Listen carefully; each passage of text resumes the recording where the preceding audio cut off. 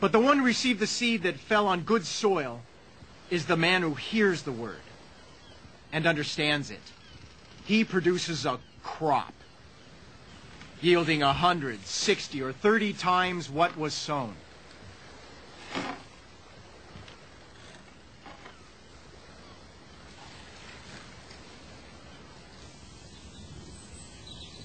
Jesus told them another parable.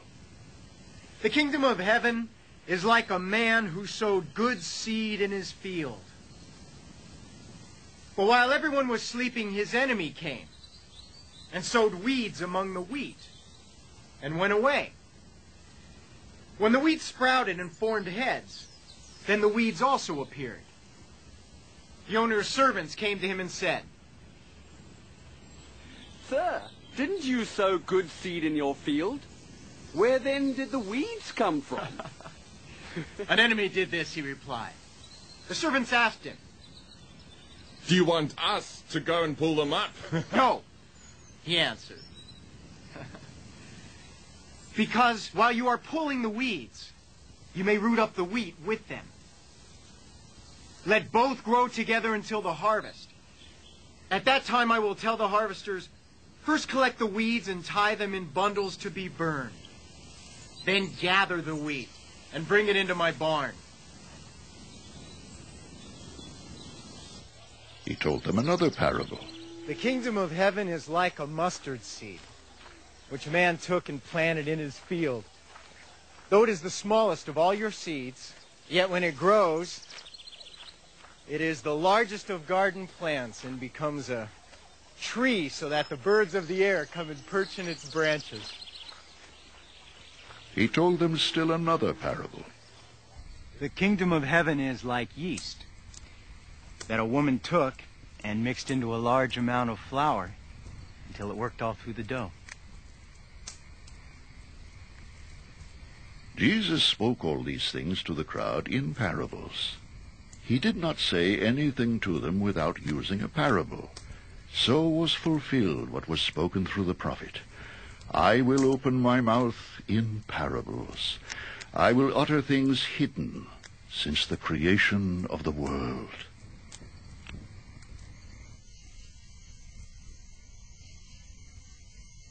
Then he left the crowd and went into the house.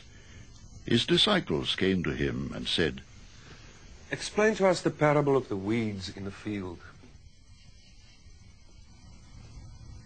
He answered, "The one who sowed the good seed is the Son of Man.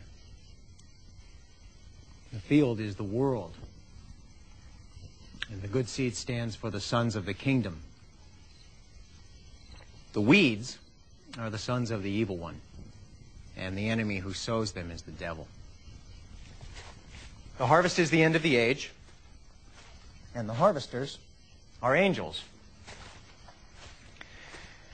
As the weeds are pulled up and burned in the fire, so it will be at the end of the age.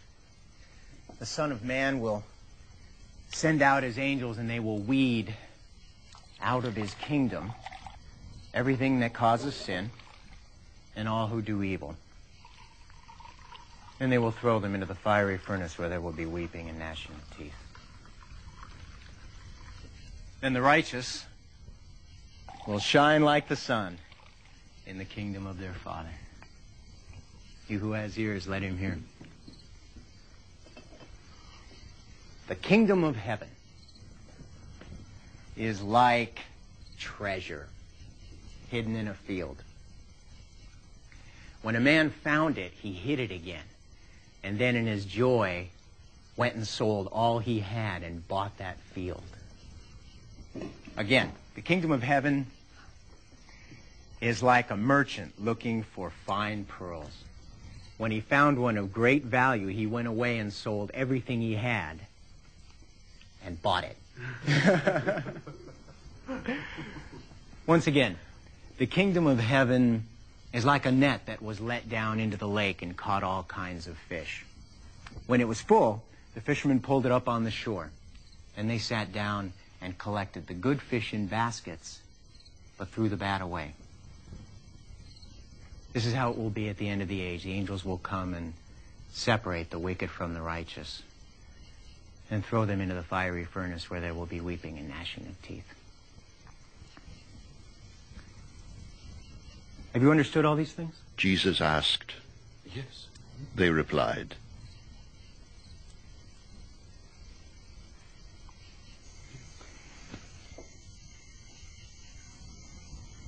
He said to them, Therefore, every teacher of the law who has been instructed about the kingdom of heaven is like the owner of a house who brings out of his storeroom new treasures as well as old. When Jesus had finished these parables, he moved on from there. Coming to his hometown, he began teaching the people in their synagogue, and they were amazed. Where did this man get this wisdom and these miraculous powers? They asked, Isn't this the carpenter's son? Isn't his mother's name Mary? And aren't his brothers James, Joseph, Simon, and Judas? Aren't all his sisters with us? Where then did this man get all these things? and they took offense at him. But Jesus said to them, Only in his hometown and in his own house is a prophet without honor.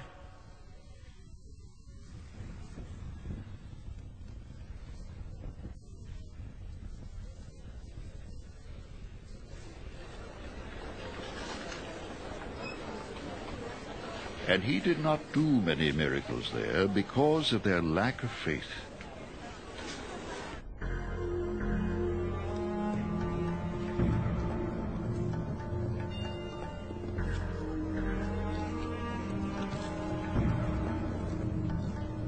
At that time, Herod the Tetrarch heard the reports about Jesus, and he said to his attendants, "This is John the Baptist. He has risen from the dead. That is why miraculous powers are at work in him." Now Herod had arrested John and bound him and put him in prison because of Herodias, his brother Philip's wife. For John had been saying to him, "It is not lawful for you to have her." Herod wanted to kill John, but he was afraid of the people because they considered him a prophet.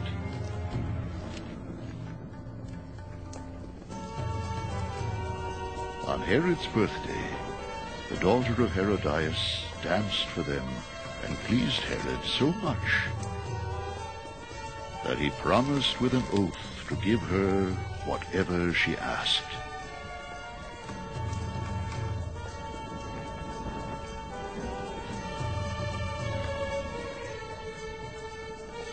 Prompted by her mother, she said, "Give me here on a platter the head of John the Baptist." The king was distressed, but because of his oaths and his dinner guests, he ordered that her request be granted, and had John beheaded in the prison. His head was brought in on a platter and given to the girl, who carried it to her mother.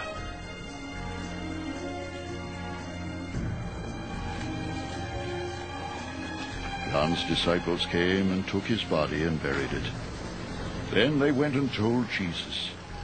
When Jesus heard what had happened, he withdrew by boat privately to a solitary place.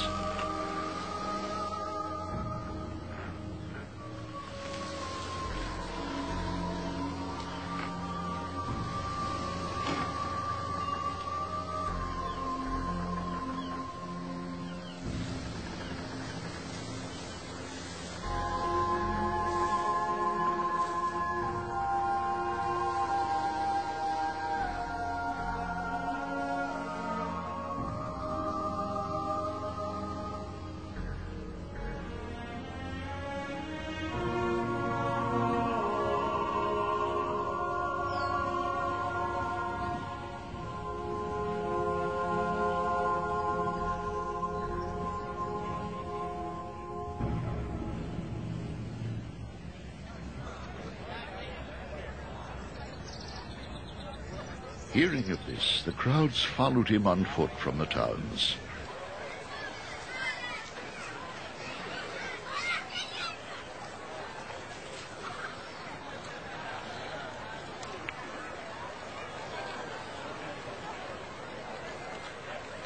When Jesus landed and saw a large crowd, he had compassion on them and healed their sick.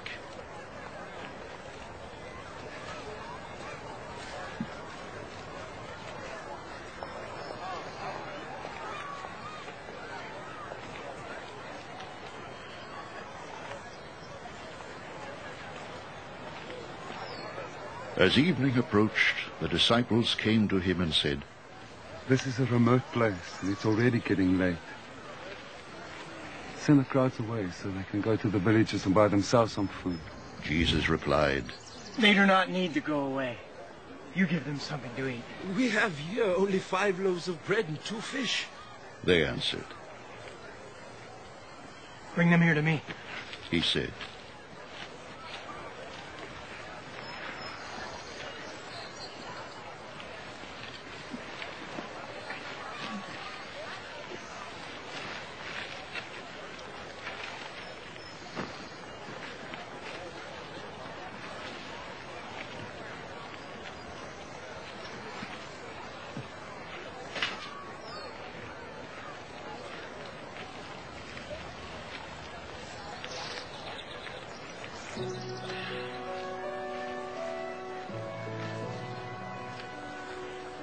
and he directed the people to sit down on the grass.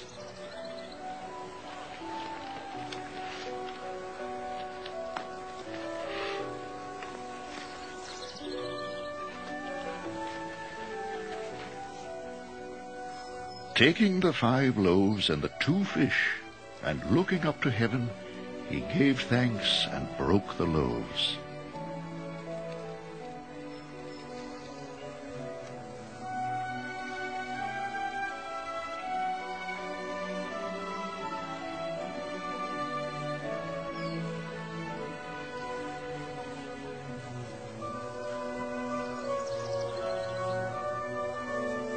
Then he gave them to the disciples, and the disciples gave them to the people.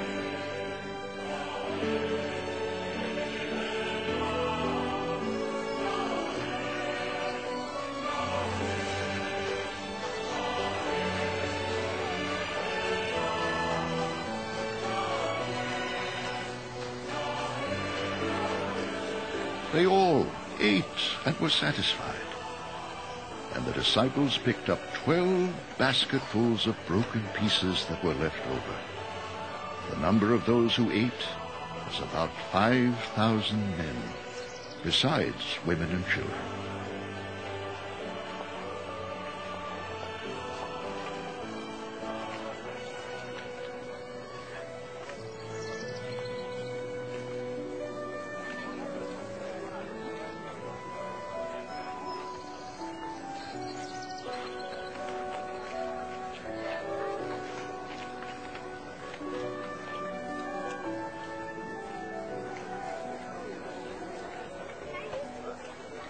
Immediately, Jesus made the disciples get into the boat and go on ahead of him to the other side, while he dismissed the crowd.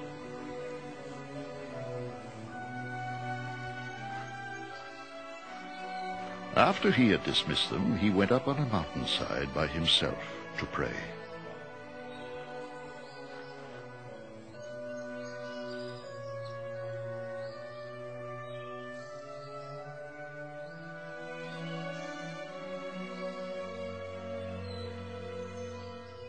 When evening came, he was there alone. But the boat was already a considerable distance from land, buffeted by the waves because the wind was against it.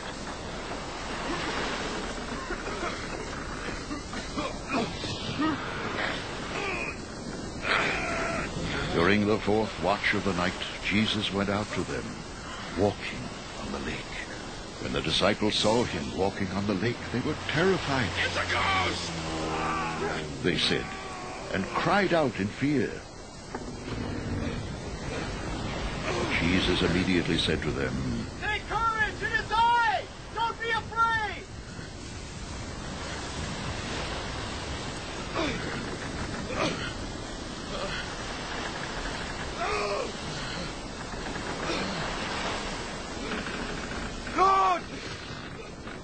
If it is you, Peter replied, tell me to come to you on the water. Come! he said.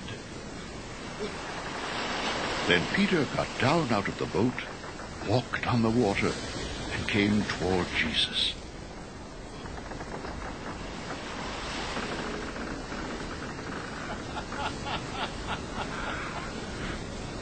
But when he saw the wind, he was afraid. Ah! And beginning to sink, cried out, Lord, save me! Immediately Jesus reached out his hand and caught him.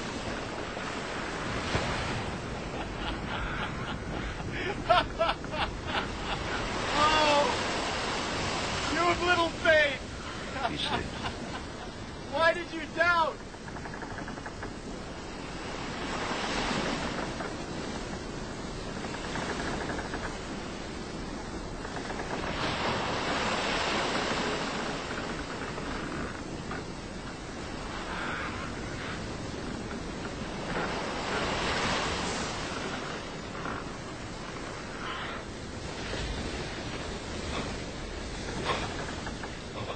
And when they climbed into the boat, the wind died down.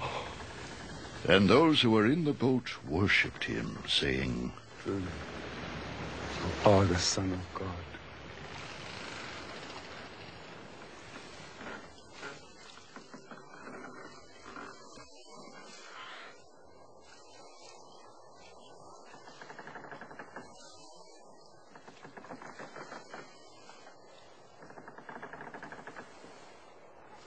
When they had crossed over, they landed at Gennesaret. And when the men of that place recognized Jesus, they sent word to all the surrounding country. People brought all their sick to him and begged him to let the sick just touch the edge of his cloak. And all who touched him were healed.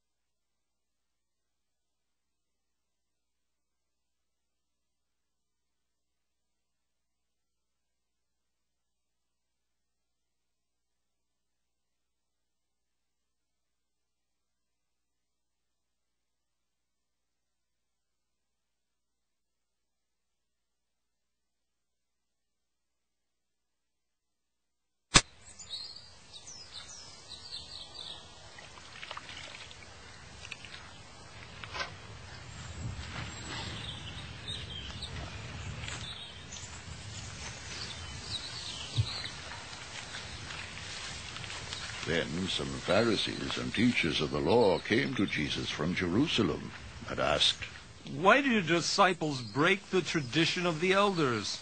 They don't wash their hands before they eat. Jesus replied, "And why do you break the command of God for the sake of your tradition? For God said, 'Honor your father and mother.' And anyone who curses his father or mother must be put to death. But you say that if a man says to his father or mother, 'Whatever help you might otherwise have received from me is a gift devoted to God,' he is not to honor his father with it. Thus you nullify the word of God for the sake of your tradition. You hypocrites.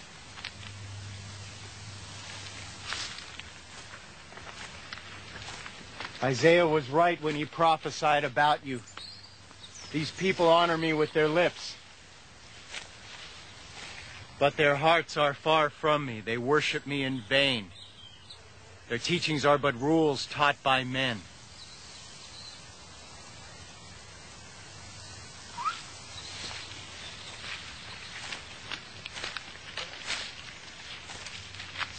Jesus called the crowd to him and said, "Listen and understand. What goes into a man's mouth does not make him unclean.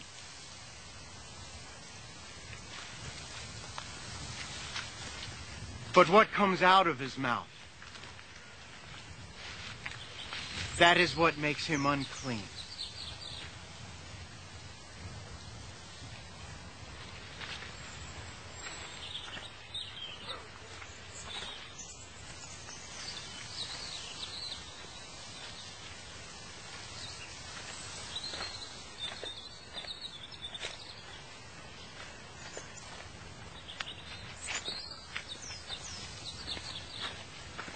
Then the disciples came to him and asked, "Do you know that the Pharisees were offended when they heard this?"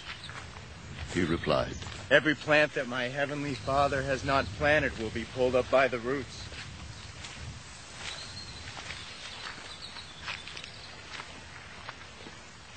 Leave them. They are blind guides. If a blind man leads a blind man, both will fall into a pit." Peter said, "Explain the parable to us." "Are you still so dull?" Jesus asked them, "Don't you see that whatever enters the mouth goes into the stomach and then out of the body? But the things that come out of the mouth come from the heart, and these make a man unclean. For out of the heart come evil thoughts, murder, adultery, sexual immorality, theft, false testimony, slander. These are what make a man unclean. But eating with unwashed hands does not make him unclean."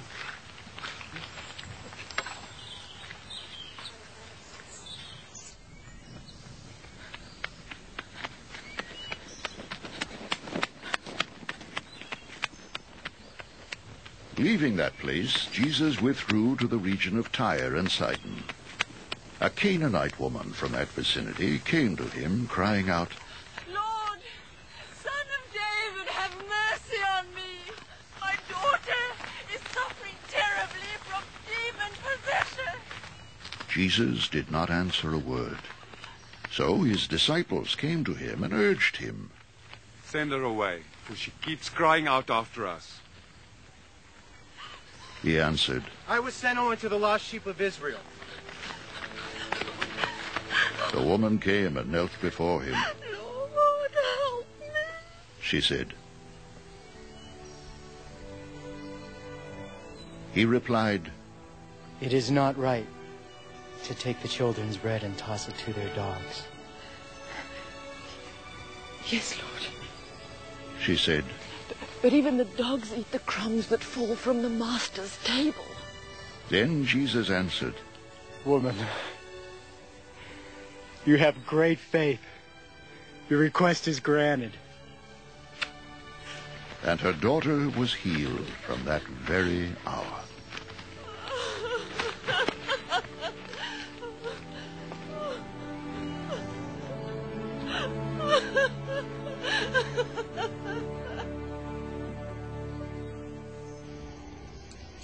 Jesus left there and went along the Sea of Galilee.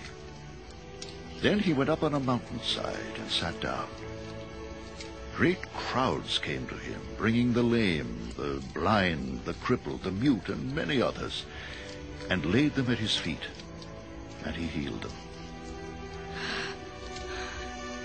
The people were amazed when they saw the mute speaking, the crippled made well, the lame walking, and the blind seeing, and they praised the God of Israel.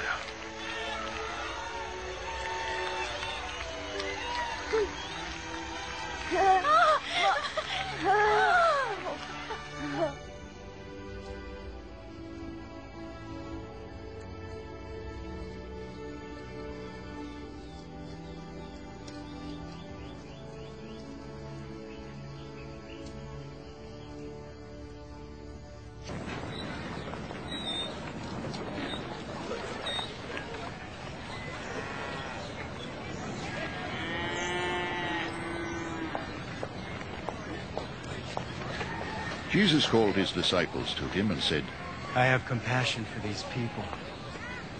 They have already been with me 3 days and have nothing to eat. I do not want to send them away hungry, for they may collapse on the way. His disciples answered, Where could we find enough bread in such a remote place to feed such a crowd? How many loaves do you have? Jesus asked. 7. They replied, And a few small fish.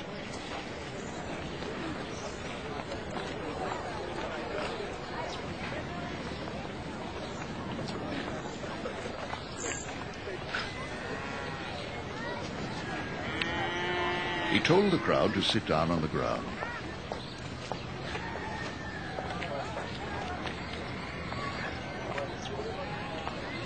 Then he took the 7 loaves and the fish, and when he had given thanks, he broke them and gave them to the disciples, and they in turn to the people.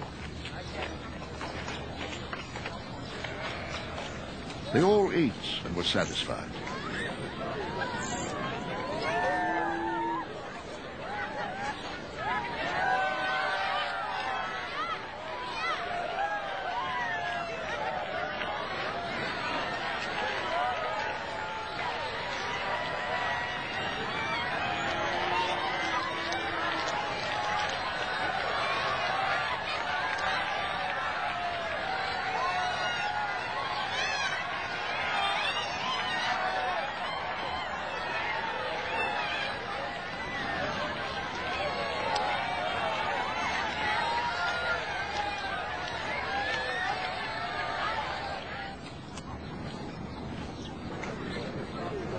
Afterwards, the disciples picked up 7 basketfuls of broken pieces that were left over. The number of those who ate was 4,000, besides women and children. After Jesus had sent the crowd away, he got into the boat and went to the vicinity of Magadan.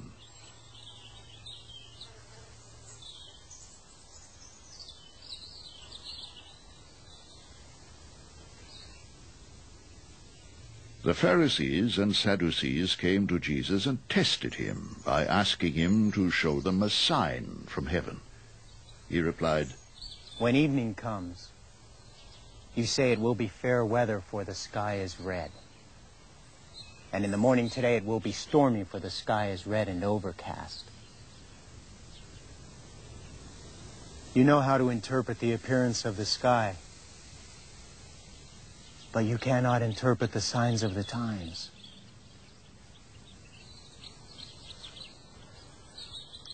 A wicked and adulterous generation looks for a miraculous sign, but none will be given it.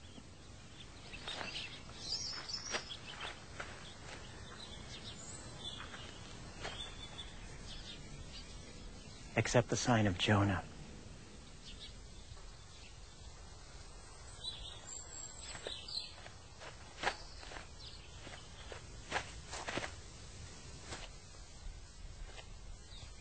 Jesus then left them and went away. When they went across the lake, the disciples forgot to take bread. Be careful. Jesus said to them, Be on your guard against the yeast of the Pharisees and Sadducees. They discussed this among themselves and said, "It is because we didn't bring any bread." Aware of their discussion, Jesus asked, "You of little faith, why are you talking among yourselves about having no bread? Do you still not understand? Don't you remember the 5 loaves for the 5,000 and how many basketfuls you gathered, or the 7 loaves for the 4,000 and how many basketfuls you gathered?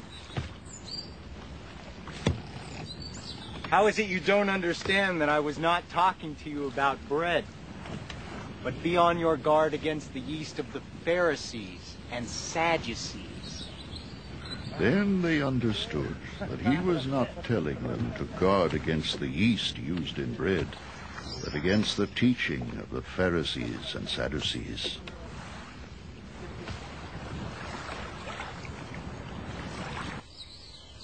When Jesus came to the region of Caesarea Philippi, he asked his disciples, "Who do people say the Son of Man is?" They replied, "Some say John the Baptist, others say Elijah, and still others, Jeremiah or one of the prophets."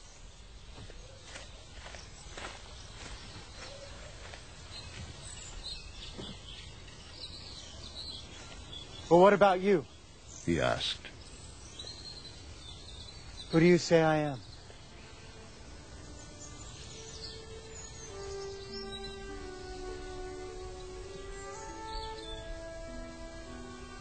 Simon Peter answered, "You're the Christ, the Son of the living God."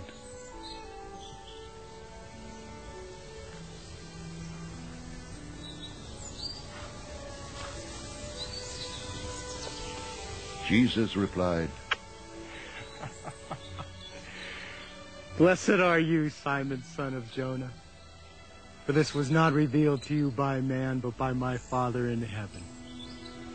And I tell you that you are Peter, and on this rock I will build my church, and the gates of Hades will not overcome it. I will give you the keys of the kingdom of heaven. Whatever you bind on earth will be bound in heaven, and whatever you loose on earth will be loosed in heaven." Then he warned his disciples not to tell anyone that he was the Christ.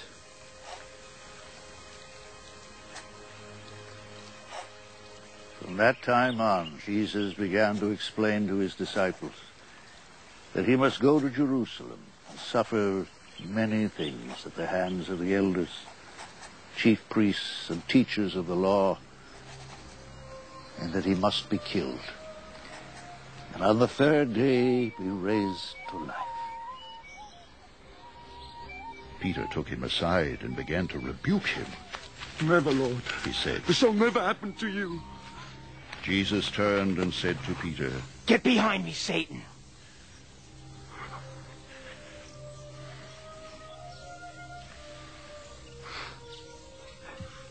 You are a stumbling block to me. You do not have in mind the things of God, but the things of men."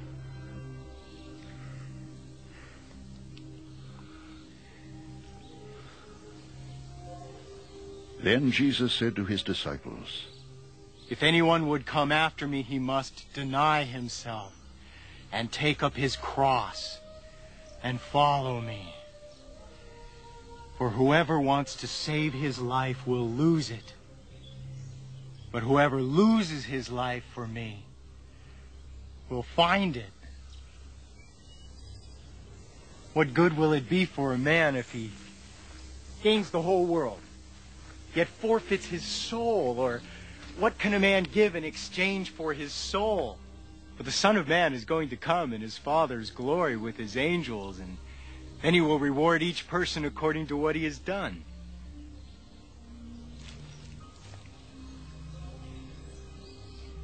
I tell you the truth. Some who are standing here will not taste death before they see the Son of Man coming in his kingdom."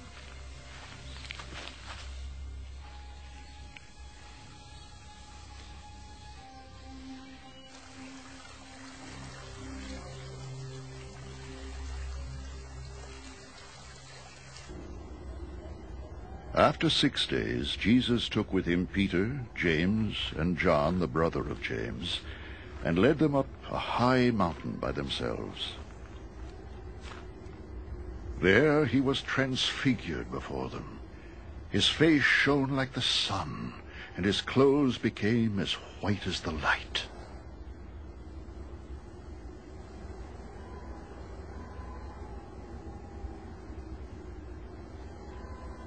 Just then there appeared before them Moses and Elijah, talking with Jesus. Peter said to Jesus, Lord, it's good for us to be here. If you wish, I will put up 3 shelters. One for you, one for Moses, and one for Elijah. While he was still speaking, a bright cloud enveloped them, and a voice from the cloud said, This is my Son, whom I love. With him I am well pleased. Listen to him.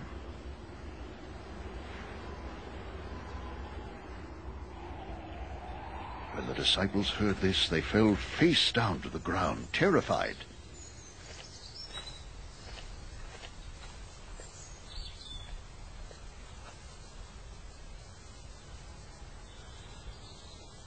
But Jesus came and touched them.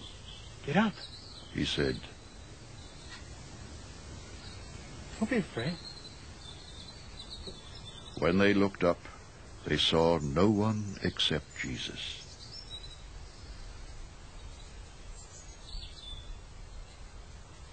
As they were coming down the mountain, Jesus instructed them, Don't tell anyone what you have seen until the Son of Man has been raised from the dead. The disciples asked him, Why then do the teachers of the law say that Elijah must come first? Jesus replied, To be sure, Elijah comes and will restore all things. But I tell you, Elijah has already come, and they did not recognize him, but have done to him everything they wished.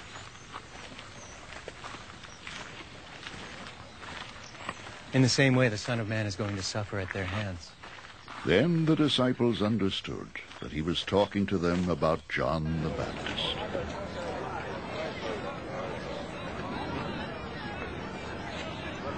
When they came to the crowd, a man approached Jesus and knelt before him. Lord, he said, have mercy on my son. He has seizures and is suffering greatly. He often falls into the fire or into the water. I brought him to your disciples, but they could not heal him.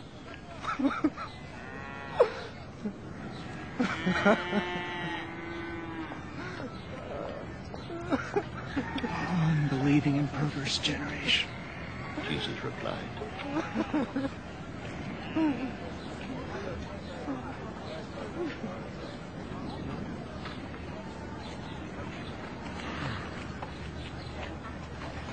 How long shall I stay with you?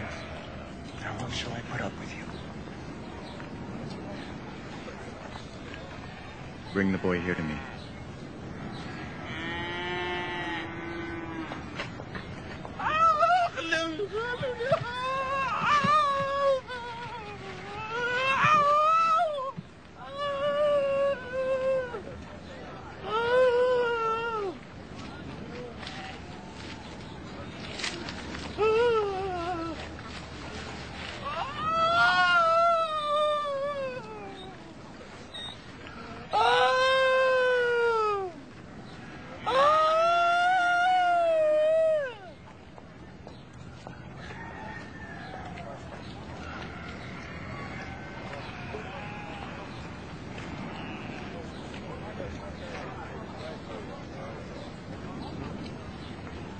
Jesus rebuked the demon, and it came out of the boy, and he was healed from that moment.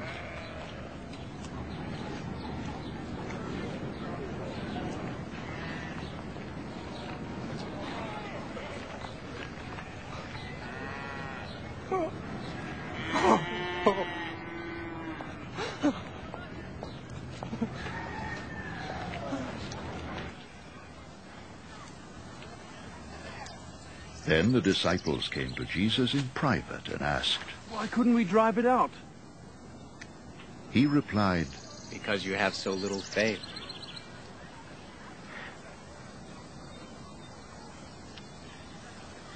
I tell you the truth. If you have faith as small as a mustard seed, you can say to this mountain, move from here to there, and it will move. Nothing will be impossible for you.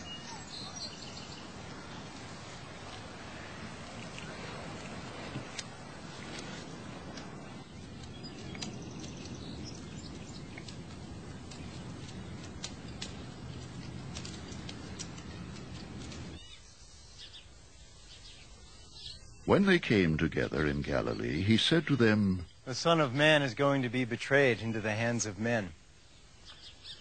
They will kill him. And on the third day he will be raised to life.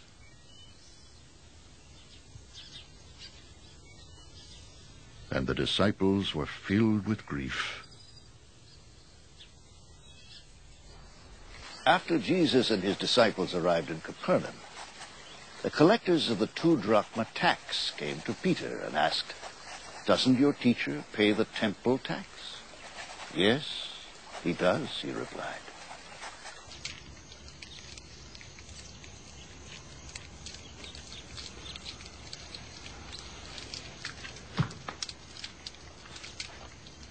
When Peter came into the house, Jesus was the first to speak. What do you think, Simon? He asked. From whom do the kings of the earth collect duty and taxes? From their own sons or from others? From others, Peter answered. Then the sons are exempt. Jesus said to him, But so that we may not offend them, go to the lake and throw out your line. Take the first fish you catch, open its mouth, and you will find a 4 drachma coin. Take it and give it to them for my tax and yours.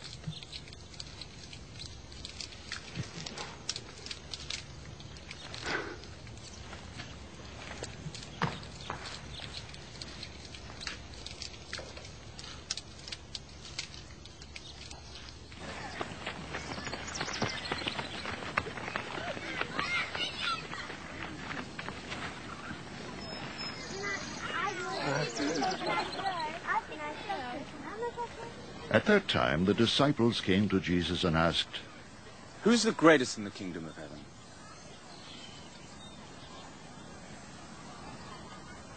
He called a little child and had him stand among them. And he said, I tell you the truth. Unless you change and become like little children, you will never enter the kingdom of heaven.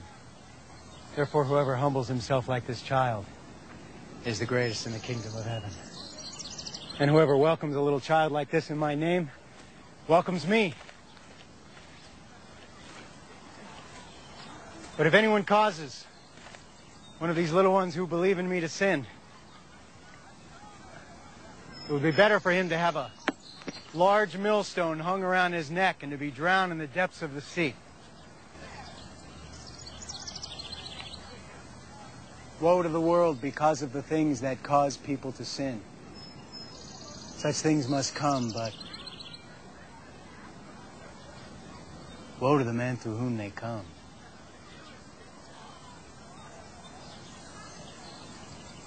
If your hand or your foot causes you to sin, cut it off and throw it away. It is better for you to enter life maimed or crippled than to have 2 hands or 2 feet and be thrown in eternal fire. And if your eye causes you to sin, gouge it out and throw it away. It is better for you to enter life with 1 eye than to have 2 eyes and to be thrown into the fire of hell.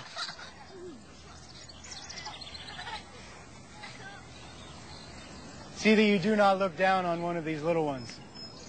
For I tell you that their angels in heaven always see the face of my Father in heaven.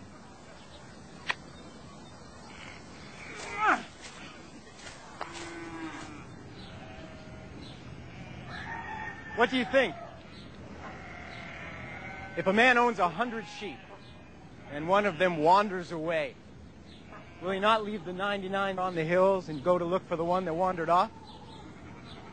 And if he finds it, I tell you the truth, he is happier about that 1 sheep than about the 99 that did not wander off. In the same way, your Father in heaven is not willing that any of these little ones should be lost. If your brother sins against you, go and show him his fault just between the two of you. If he listens to you, you have won your brother over. But if he will not listen, take one or two others along, so that every matter may be established by the testimony of 2 or 3 witnesses. If he refuses to listen to them, tell it to the church. And if he refuses to listen even to the church, treat him as you would a pagan or a tax collector.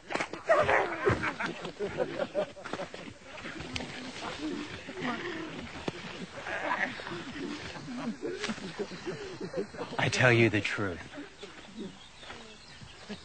Whatever you bind on earth will be bound in heaven. And whatever you loose on earth will be loosed in heaven. Again, I tell you, that if 2 of you on earth agree about anything you ask for, it will be done for you by my Father in heaven. For where 2 or 3 come together in my name, there am I with them.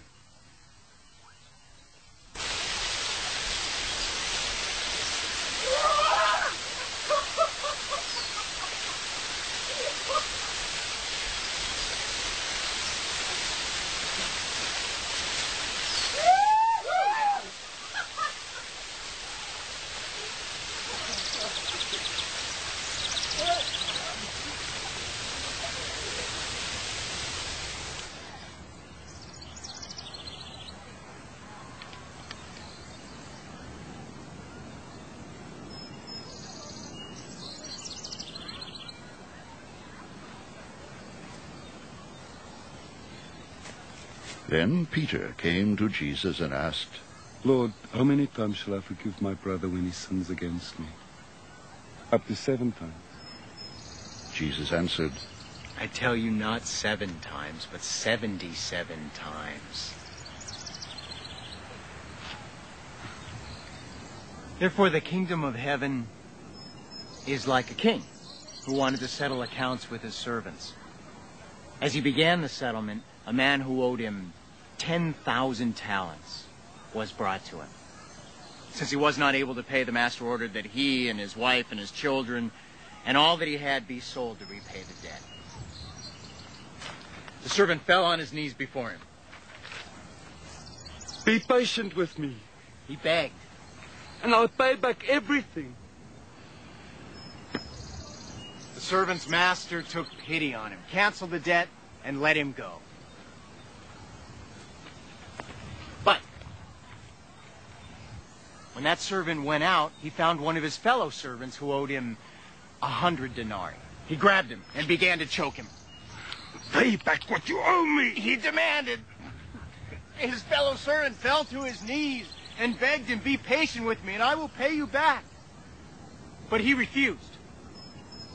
Instead, he went off and had the man thrown into prison until he could pay the debt.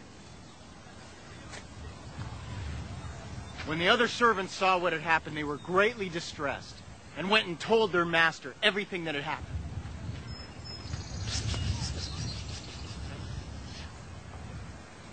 Then the master called the servant in.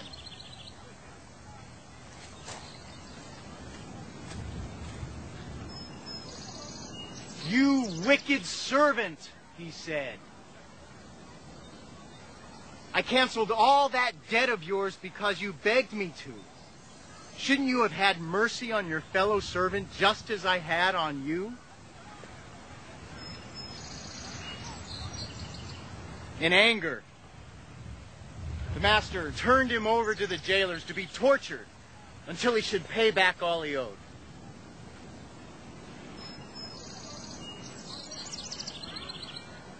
This is how my heavenly Father will treat each of you, unless you forgive your brother from your heart.